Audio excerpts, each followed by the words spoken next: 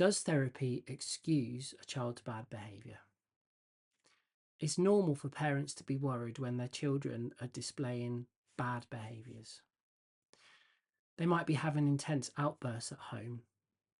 They may be reacting to even the smallest of activities that seem overwhelming because of anxiety. Or maybe they've got low self esteem that shows up as anger, which is directed at themselves or those around them. Whenever therapy is suggested as a solution to this, it's normal for parents to be worried about whether therapy is going to mean their children get away with behaviour because we try and understand the problem and explain away the things that are happening. This is an understandable concern.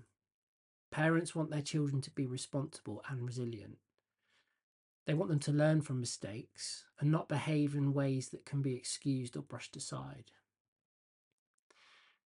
So I want to talk today a bit more about why therapy doesn't mean lowering any standards. In fact, it's about the opposite. Therapy can often be misunderstood. Some imagine it as endless talking where people are encouraged to have no accountability and there's no real structure. Others can picture a therapist who takes the child's side, excusing the behaviour and undermining boundaries and consequences because of how distressed a child is. But that's definitely not what child psychotherapy is, or any good therapy. It's not about excuses. It's not about free passes or ignoring the impact of behaviour. In therapy, we want to help children understand themselves. We want to encourage them to take accountability, and we want to strengthen the values that parents are already building at home. Far from being indulgent, therapy is a place of gentle but firm growth. We want children to learn that their feelings are real, they're believed, and they're valid. But we also want them to know that their actions carry consequences. Here are 3 ways that therapy can support responsibility and not avoid. Firstly, we want understanding emotions and actions. Children often act out because they don't have another way to express how they're feeling, and they don't understand the link between what they feel and what they do. Therapy is about connecting these together. Where anxiety may lead to withdrawal, frustration to anger, awareness of this and what triggers these things is the first step to taking some ownership. Secondly, we want to build strategies and tools for support. Awareness alone isn't always enough.